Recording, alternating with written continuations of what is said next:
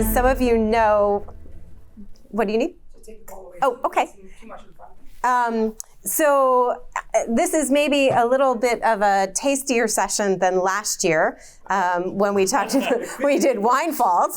And it was also easier than bringing in all of the really bad cheap wine from Costco. This year we have lovely 2005 Bordeaux to taste. But I sort of fell in love with Eleanor of Aquitaine when I was maybe 6th or 7th grade. I read a book called A Proud Taste for Scarlet and Miniver, which if you've ever come across it, is by the same woman who wrote From the Mixed Up Files of Mrs. Basil E. Frankwater, E.L. Königsberg. But it's a great story, even if it's a young adult novel. And it really made Eleanor come alive to me. And I thought, wow, this is really fascinating. A woman who was a double queen, really led a very long life. And so over the years, I read more about Eleanor. And so it was kind of exciting when we were discussing different topics to say, oh, can I talk about Eleanor? Because she's one of my favorites. So we're here to discuss Eleanor of Aquitaine, who one quote I found said, "If the English drink wine, it's thanks to Eleanor." So she's a pretty interesting figure. She was the eldest child of William X and a woman whose name I will not even attempt to pronounce. She goes by many different forms of Eleanor, Eleanor, Eleonora, and we don't actually know what year she was born. It was either 1122 or 1124. There's been a lot of recent discussion, believe it or not. Eleanor is still a big topic of research these days, and I'll get into why in just a minute. But we do know that she died in 1204. So she lived roughly about 80 to 82 years. And she was at either age 13 or 15 upon her father's death. He was a long line of Williams, William X. She became the wealthiest heiress in Europe. Now, what's interesting about this woman who lived for at least 80 years, who was the wealthiest woman in Europe at one point and highly influential, married to the French king, married to the English king, is that she's actually quite the international woman of mystery. There are really no contemporary biographies of Eleanor. Modern biographies use a lot of works that were written by clerics associated with the royal courts. And believe it or not, because Louis and Eleanor divorced, and we'll get into the whys of that in a few minutes, there are very few surviving records or mentions of her from the French court during the 15 years that they were married. So it's actually quite interesting because I think due to this lack of information, there's been a lot of mythology, a number of legends that have sprung up around Eleanor. She has been a subject ripe for interpretation. And as one modern biographer put it, rarely in the course of historical endeavor has so much been written over so many centuries about one woman of whom we know so little. And that pretty much sums up Eleanor. But it's absolutely fascinating. Trying to find imagery of Eleanor actually proved rather challenging. I believe, Eric, you had sent me an image. You sent me a picture of her at one point and said, you do think that she was this beautiful. We don't actually really have a great description of what Eleanor looked like. They think that she was actually a fairly tall woman. They don't think she was blonde. They think she had reddish hair. Blondes were actually in vogue even back then. And so they think she was not blonde. They do think that she was fairly attractive and pretty statuesque. But there are very few descriptions about what she actually looked like. But one of the reasons that she is such a pivotal figure had to do with the control of basically this entire swath of what we know as France today. So the Duchy of Aquitaine stretched from the Loire in the north, basically all the way to the Pyrenees in the south, from the Atlantic all the way over. There was a very interesting sort of back and forth in Eleanor's family over a claim to Toulouse. And so you see some fighting back and forth to claim that land. But if you think about it, if they include this, And all of this is sort of at various points in time under the control of those who are in control of Aquitaine. That's even larger and more important than what was considered the Kingdom of France, which was basically Paris at the time. So an area that was pretty key and pretty important to the crown and wealthier than the crown. It has a long history of actually being an area of significant wealth. We look back to Roman times. We know that this was an area that on the coastal plains, they were farming millet. We know that the Romans saw this as an important area of trade. There were gold mines, silver mines, ironworks, supposedly linen factories, as much as a factory could be a factory back in the early Roman times. And so basically from early on when this area was settled, and even going back to the Celts, it was an area where there was substantial income.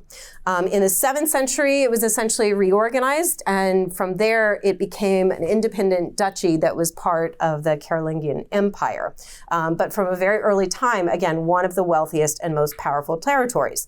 So when Eleanor's father was in control, he did have 3 children. Eleanor was the oldest. There was a son and then another younger daughter.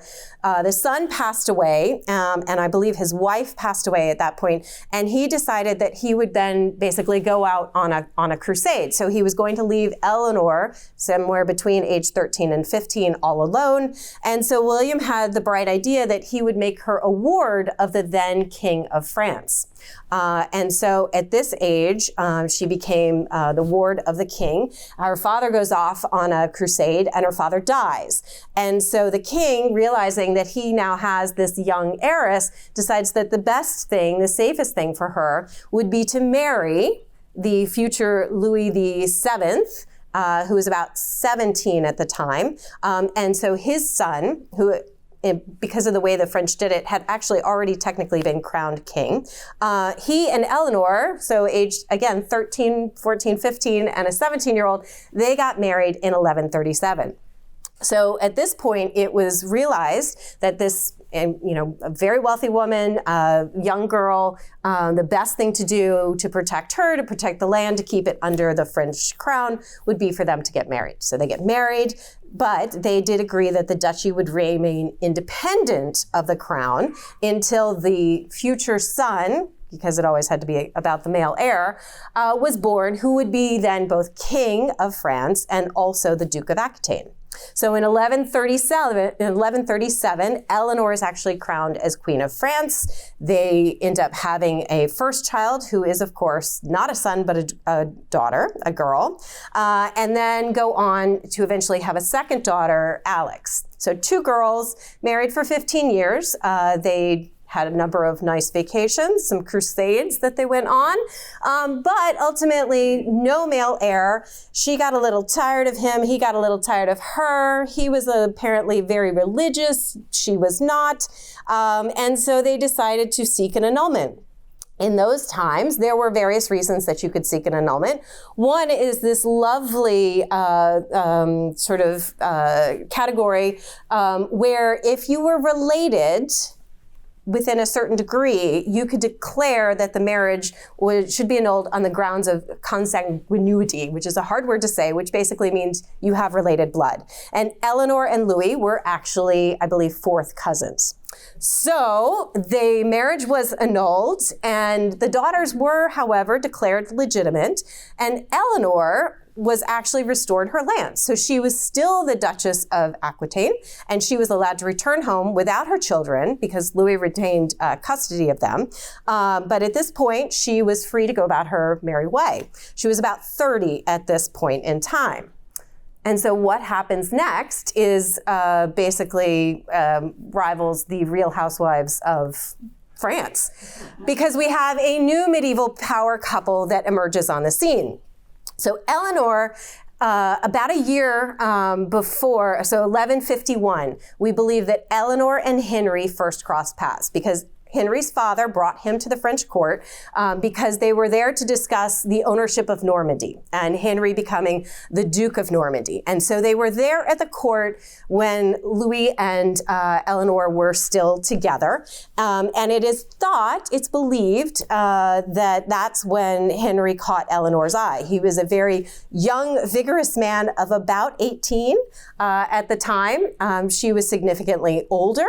There are some rumors, I will say, that she and Henry's father may have had a fling, but again, that's speculation, and we don't know because so much was sort of written to criticize her after she left France, or after she and Louis were divorced, that it's very hard to know the truth. But suffice it to say, Henry caught Eleanor's eye, and then when she returned to Aquitaine from Paris, there were 2 attempts to kidnap her, including one by Geoffrey of Anjou, who is the younger brother of the future Henry II. So Eleanor thinks, okay, this is not particularly safe for me. I'm incredibly wealthy. I'm incredibly powerful and influential. What do I want to do? So Eleanor sends Henry a letter, and she suggests that they unite their 2 realms and that they get married. And so on, you're going to love this, May 18th, we're almost there. We are almost to the date. May 18th, you can't make that up. 1152, Eleanor and Henry got married. And this was actually a pretty big deal because if you look back, if you remember back at that map, and I've got another one coming up here, Henry is Duke of Normandy. Eleanor controls the duchies of Aquitaine and Gascony. And then in 1154, Henry succeeds Stephen, he has a claim through his mother, the Empress Matilda, to be King of England. They now are in control of a substantial part of Europe, way more powerful than the French king. So Henry and Eleanor, they are crowned in 1154 as King and Queen of Westminster Abbey, and thus begins a actually fairly long but not uneventful marriage. So, what did they drink at the wedding breakfast? Well, if you look at the glass in front of you, it is believed that in the 12th century, there was a property that was a fiefdom known as La Mothe Cantenac, went on to change many different names and is now known as Chateau d'Isson. And so it is believed that the wine from the same property in the Margaux is what is served to Eleanor and Henry. So you do not have the 1152 in your glass. I'm probably actually glad to tell you that. If we really wanted to talk about overly evolved wine, excessively developed wine, you have the 2005. But we thought that that would be quite fun to drink wine from the same property that was served to Eleanor and Henry. Almost to the date. We're missing it by 2 days, but we're almost to the anniversary of the marriage. And I thought this was actually really interesting as well, that the motto on Chateau d'Isson is for the table of kings and the altar of gods. Now, of course, this wasn't a motto that was coined in the time of Henry and Eleanor. It was actually a saying supposedly that Emperor Franz Joseph came up with because this was one of his favorite wines. But I think it's actually, it's pretty appropriate if we think that it has been served to many of the kings and queens in England. Now, what did it likely taste like? Probably not like the glass you have in front of you, which is a blend of 60% Cabernet and 40% Merlot. Anybody know when Cabernet Sauvignon started to be planted in Bordeaux? 1700s.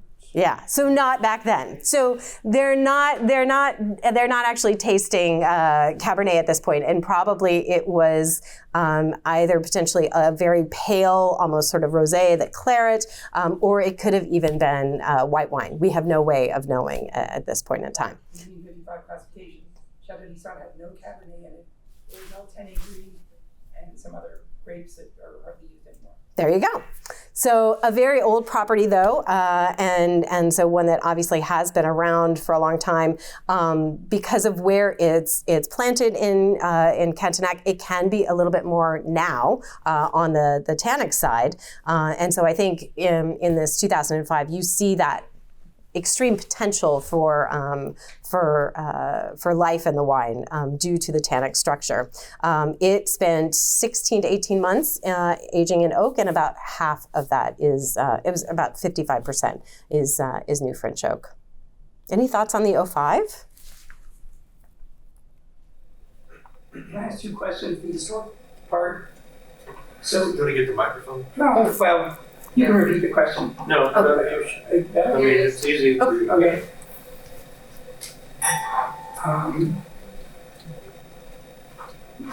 So when they got divorced from Louis, she was obviously no longer the queen. Of France, yes. Right? She lost her title there. Yes. So the in control of Aquitaine. Yes. But Normandy was not part of Aquitaine? No, it was Henry's. I know, he was the Duke of Normandy. Right, but was Normandy part of Aquitaine or was separate? It was separate. Separate. Okay. But when Henry and Eleanor got married, then you have Normandy, you have Aquitaine, you have, at one point they did, she did encourage Henry to go in and try and capture Toulouse.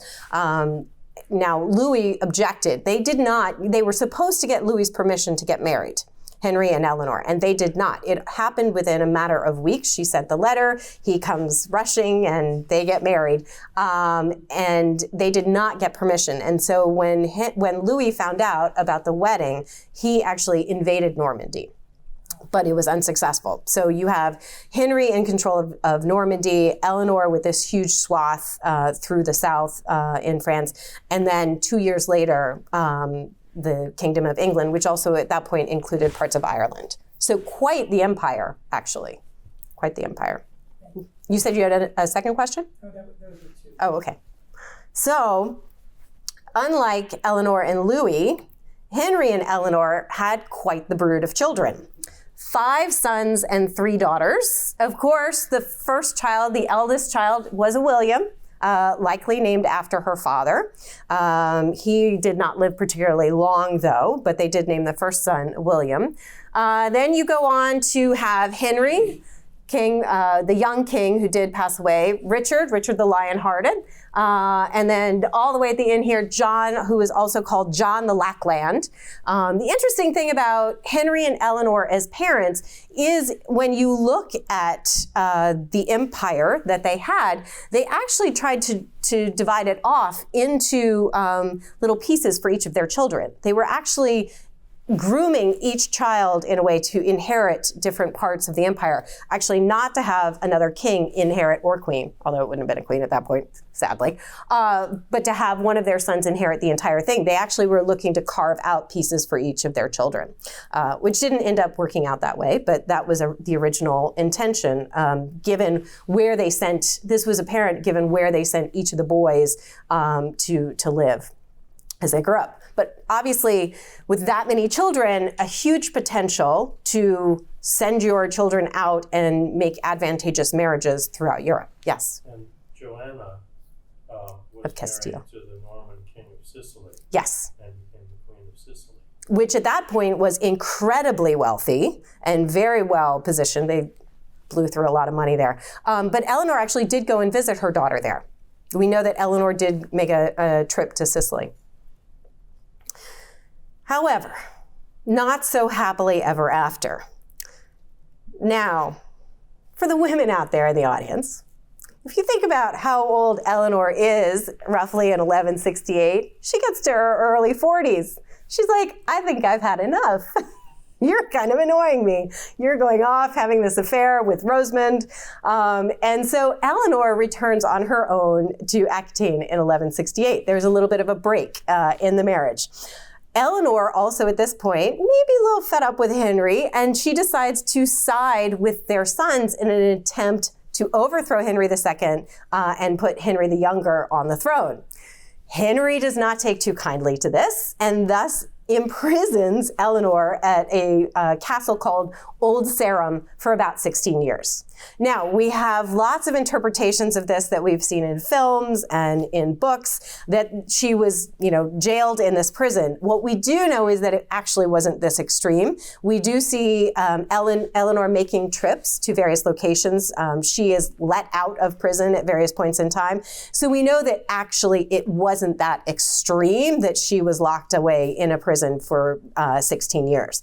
But we also do know that when Henry finally dies in 1189, Eleanor leaves Old Sarum and then goes on to basically serve as the regent. She is now the Queen Dowager, and she goes on to serve as the regent during Richard's reign, when he goes off to the Crusades on any number of trips, and then when he's imprisoned.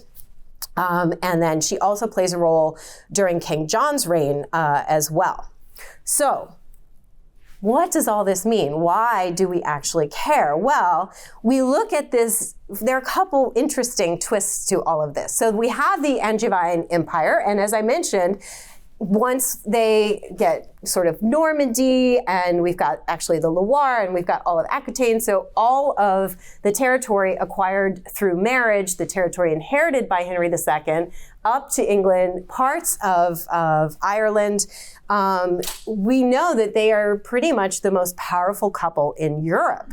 And so this is very important in terms of kind of the development of the wealth of various parts of Europe, including England, and also what happens after, down the road, in France, in reaction to the control that the Angevin Empire had over this part of France when they were actually, quote unquote, more English.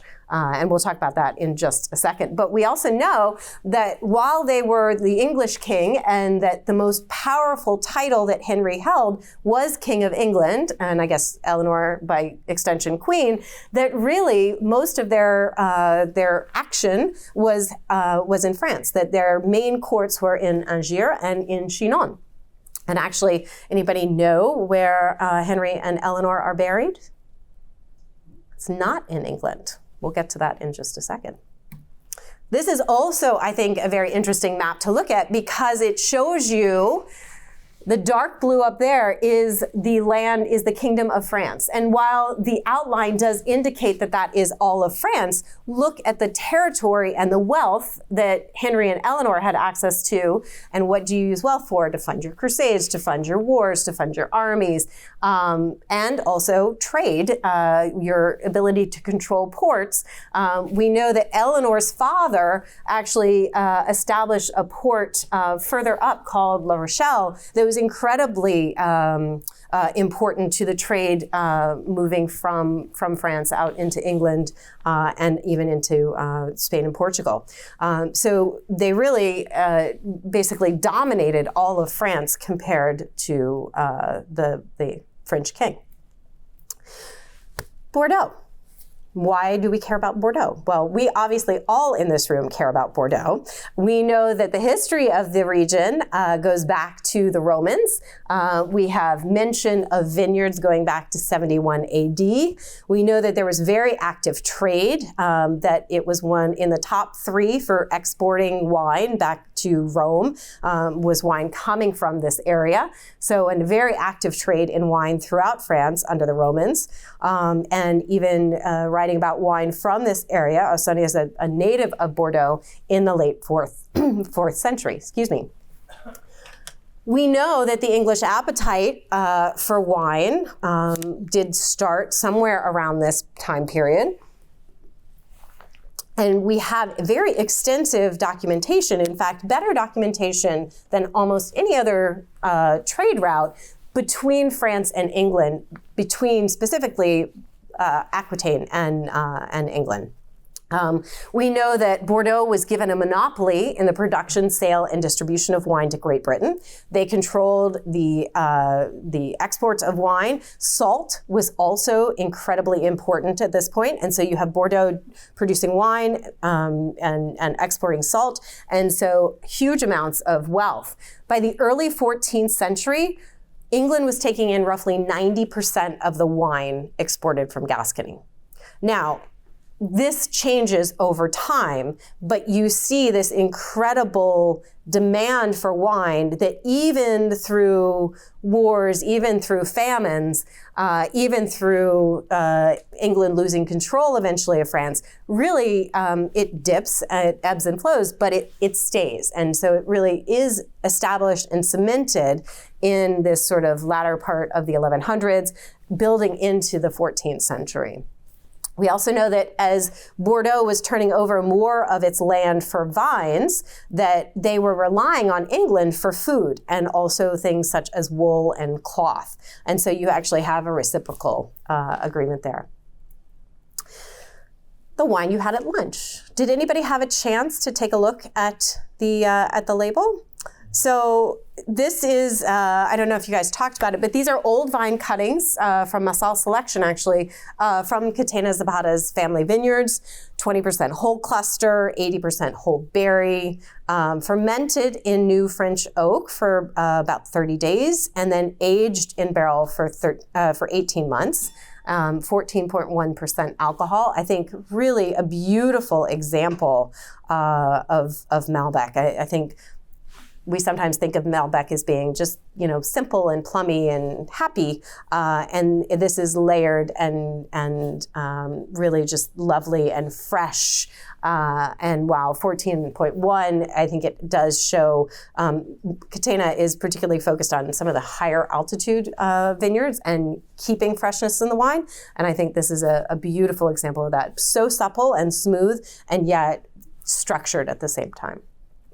But this label is particularly important, and I think the fact that they have called to Eleanor here in this label as one of sort of the four founding mothers or important female figures in wine, I think is significant. And as we mentioned when we were talking about the Dusan, Malbec was a grape that was grown at this point in time, and those black wines of Cahors were wines that would have been exported. And so you do see sort of that nod to Eleanor as kind of the mother figure behind this particular grape variety.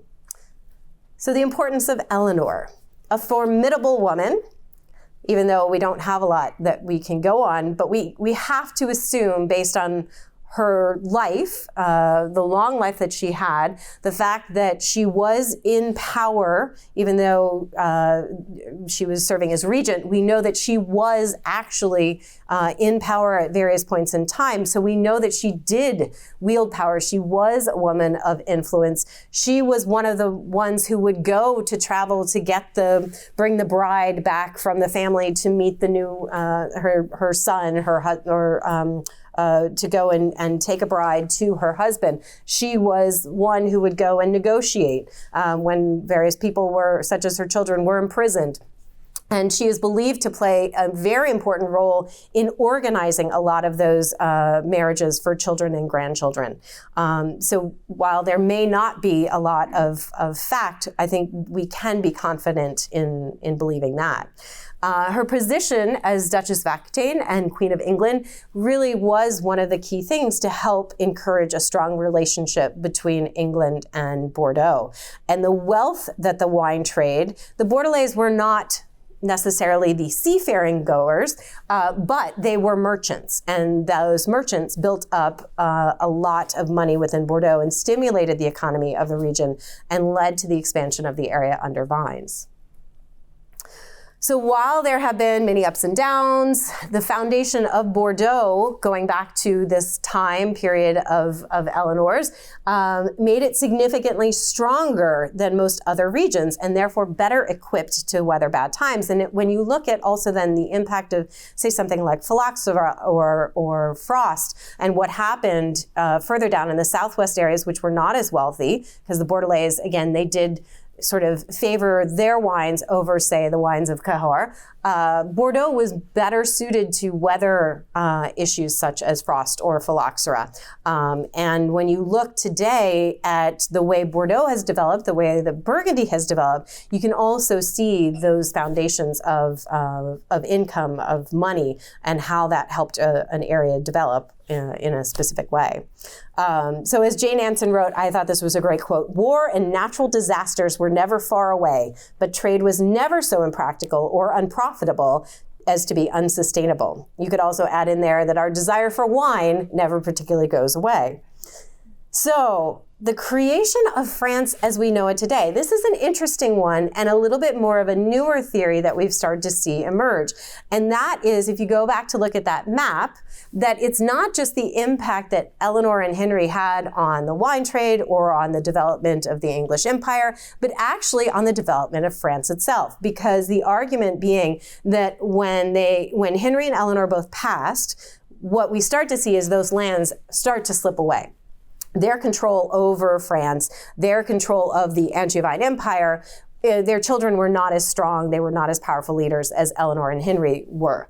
And so part of that, though, the French, the king of France at this point, made an effort to go in and take back control of those territories because they recognized that having those territories was important to having a strong France. So we see the emergence of France as we know it today coming after this period, so after the 100 Years' War and this consolidation of territories, that France becomes the France that we know.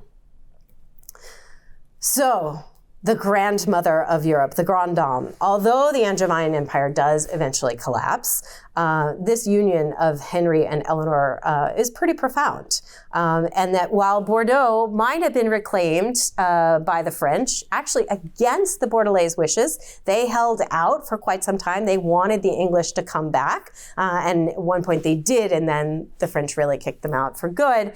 But we know that the taste for those wines in the English market has remained to this day. And I've always gotten a kick out of the fact that when I became an MW and went over to the ceremony that they have, one of the things that one of the other older MWs said to me was, "Oh, you just missed it." I said, "What?" He said, "Oh, when we celebrate the day that Bordeaux became English." And I went, "What?" He goes, "Oh, you know, the marriage of Henry II and Eleanor of Aquitaine." And I thought, this is great. This is hundreds of years later, and we are still celebrating May 18th, 1152. So cheers to whatever anniversary that would be for Henry and Eleanor.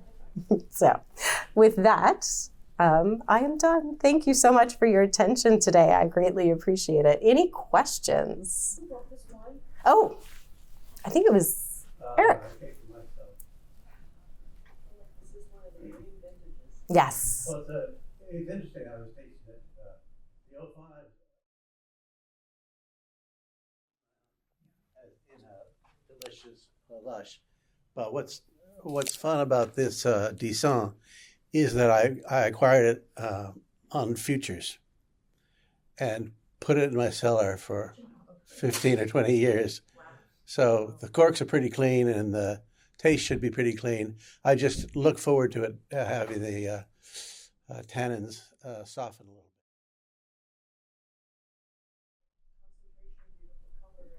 bit. Yeah. You can see the ripeness of the fruit there too in that vintage. Always a good one. Yeah. I saw on the map, even with the marriage, the Duchy of Brittany was still, on the map, the Duchy of Brittany was still isolated, right, up there. So that was still independent of the empire, the Angevin. Yes, in 1166, Brittany, by a son of Henry II. So actually, Brittany was under control at one point by one of Henry and Eleanor's children. I think it might have been Geoffrey, but it was not for very long.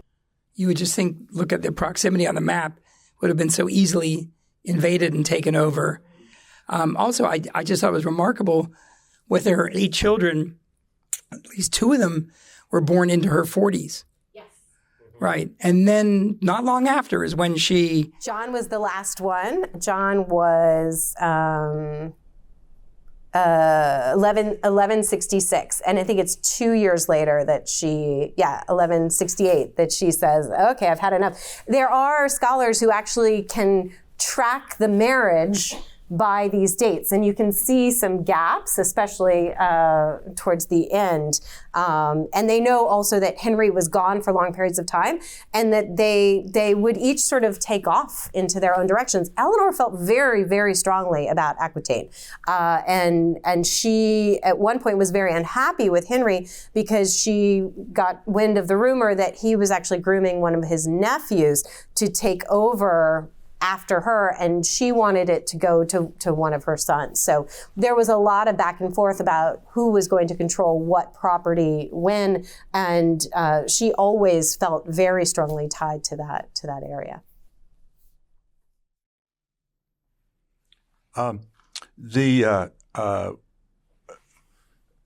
The map showed, and you talked about her returning home to Poitou, which was not Bordeaux. And at that time, the La Rochelle was the main export port. It was not Bordeaux. Right. And in the La Bataille des Vins, or the Battle of Wines, which is written in the 1220s, La Rochelle makes the statement of trying to put down Alsace and the Moselle, saying, yeah, you sell wine to the Germans, but we're the ones that do England and Denmark and on and on and on, and the wine that passes through us dwarfs all of what you other people are doing. Yeah. And then when that port was established by her father. That town was really nothing, and he saw that as an opportunity, and he is the one who developed that. And then and that was taken back by the French king early on, sometime in the late 1200s or something like that, and that's what enabled Bordeaux to become the main export port. Because the English still wanted to get the wine, but they could no longer ship through La Rochelle, and it came through Bordeaux. Yep. There was another question over there. Yeah, I've forgotten which King Louis was Saint Louis, whether it was Louis VII or Louis Neuf. Don't keep track of the Louis. Well, but the one that is regarded as St. Louis. Nine as Louis Neuf. Okay, sorry. And this was Louis VII, I think, that Eleanor was married to. But he was also particularly religious, and they had an incident where they blamed him for a fire that took place in a church where a number of French people were killed. And that is thought to be the reason why he ended up going on kind of his first crusade, was to atone for the sins of his people dying in this fire in a church. Also, isn't there a statue of Louis VII on the Ile de Cité at the very west end of the island? Oh, I'm not sure. No, that's only Cat. Yeah, that's what the Henrys are confusing because some of them are French. Right. Yes. The big statue at the end of the Ile Saint Louis. Ile Saint Louis, The Ile de la, I'm sorry. I was talking about Ile de la Cité. Maybe there is one. It's one of the Louis. I thought it was Saint Louis. I think it's Louis VII. Huh. It's Ile de Cité on the east. He does go on to remarry multiple times. West end of the island. Yeah. And he does eventually have a son. I think it's with the third wife. So I wondered, and maybe Bruce knows, or maybe you know, when La Rochelle was the major port, were they exporting wine produced near La Rochelle? And not Bordeaux wine. Yeah, I think the wine was coming out of Bordeaux, but it was mostly Poitou wine, it's wine from the area, which is now cognac, and then further south as well. and then later on the wines from the Southwest coming up, but they didn't have the same tax breaks and advantages that the wines from Bordeaux had. And that was one reason why there was less wealth in the Southwest. Yeah, because when they gave those privileges to Bordeaux, which was after the loss of La Rochelle, basically the Bordelais blocked the wines coming from Cahors coming up to Toulouse in order to establish an export Monopoly. Which they ended up losing, but yeah. But that was very important. Yes. Between Libourne, which also had certain privileges, and there was a lot of tension back and forth, and petitions to the court. Yes. In London about because Bordelais were trying to block the exports of Libourne. And there's some really interesting stuff too. There's a book. It's a little bit dry, but it's pretty interesting. It is called. Let's see. Let me get the title. The Wine Trade. Let me go to the cover. The Wine Trade in Medieval Europe, 1000 to 1500. But what they do get into that's actually pretty interesting, again, like I said, there is more documentation on that particular trade route than really anything else. And so there's a large amount of the book devoted to that.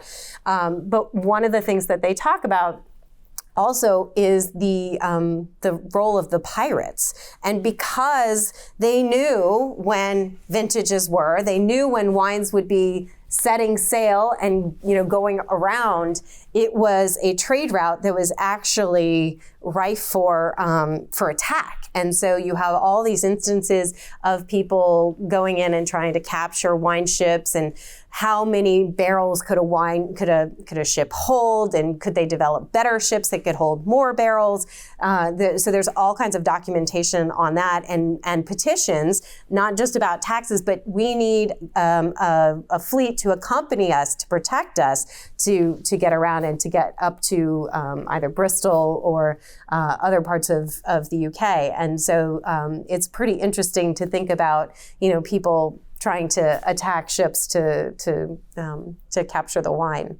And there's a ship that they've uncovered. I can't remember exactly where, but they have found it was a very large ship that they've been sort of trying to restore, and they think it was one that was attacked and it sank. So was it for their own consumption, or were they reselling the wine to? Probably a little bit of both. And then there's also some interesting stories about how as the English were losing control of these various parts of France, how they made sure that the soldiers actually took wine with them as they were leaving, that they would get enough wine to sort of hold them over for a little while. So. But anyway, in 2 days, I hope you raise a little glass on the actual anniversary of the day that Bordeaux became English. Bravo.